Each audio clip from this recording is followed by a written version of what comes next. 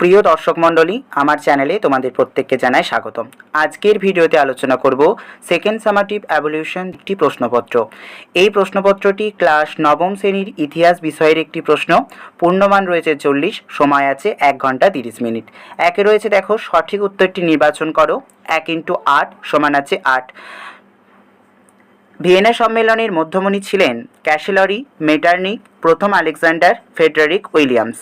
তারপরে 2 রয়েছে জুলাই বিপ্লবের ফলে ফ্রান্সের সিংহাসনে বসেন অষ্টদশ লুই, দশম চার্লস, লুই ফিলিপ, তৃতীয় নেপোলিয়ন। তারপরে 3 রয়েছে দেখো কোন যুদ্ধের পর প্যারিসের শান্তি সম্মেলন হয়? ওয়াটারলুর, স্যাডোয়ার, সেডানের নাকি ক্রিমিয়ার?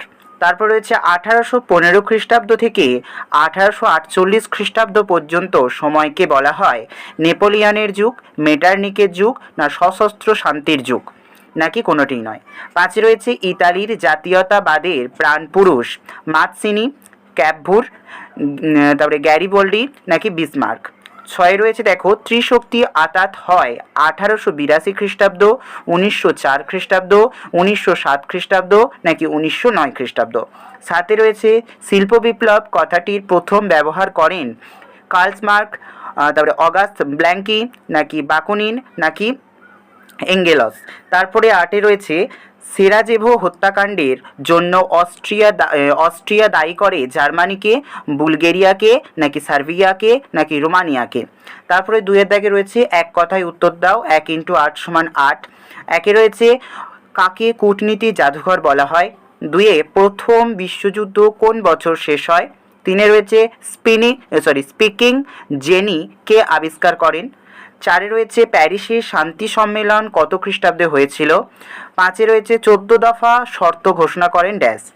তারপরে দেখো 6 দাগের লাল কোর্তা বাহিনী গঠন করেন গ্যারিবল্ডি, এটি সত্য নাকি মিথ্যা তোমাদের যাচাই করতে হবে। তারপর রয়েছে এমস টেলিগ্রাফকে কেন্দ্র করে কোন কোন দেশের মধ্যে যুদ্ধ হয়? তারপর 8 দেখো সঠিক বিকল্পটি নির্বাচন করো। বিবৃতি রয়েছে মেটারনিক কার্লসবার্গ ডিগ্রি জারি করেন।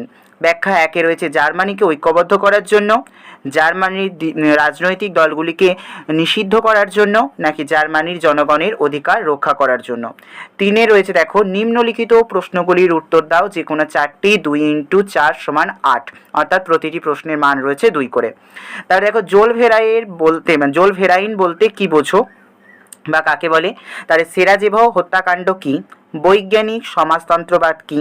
ত্রিশক্তি আতাত কবে কাদের মধ্যে গড়ে ওঠে? ফ্যাক্টরি প্রথা কি?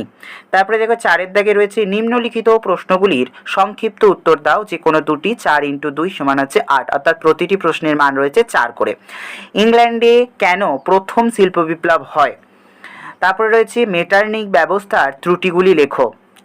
3 রয়েছে ভার্সাই সন্ধির অর্থনৈতিক শর্তগুলি কি ছিল? 4 রয়েছে জার্মানিতে নাৎসিবাদের উত্থানের কারণ কি? তারপরে রয়েছে বলশেভিক বিপ্লবের প্রেক্ষাপটে আলোচনা করো। তারপরে 5 15-16টি বাক্যে একটি প্রশ্নের উত্তর দাও। 8 × 1 সমান 8, অর্থাৎ প্রতিটি প্রশ্নের মান রয়েছে 8 নাম্বার করে। 1 রয়েছে প্রথম বিশ্বযুদ্ধের কারণ আলোচনা করো।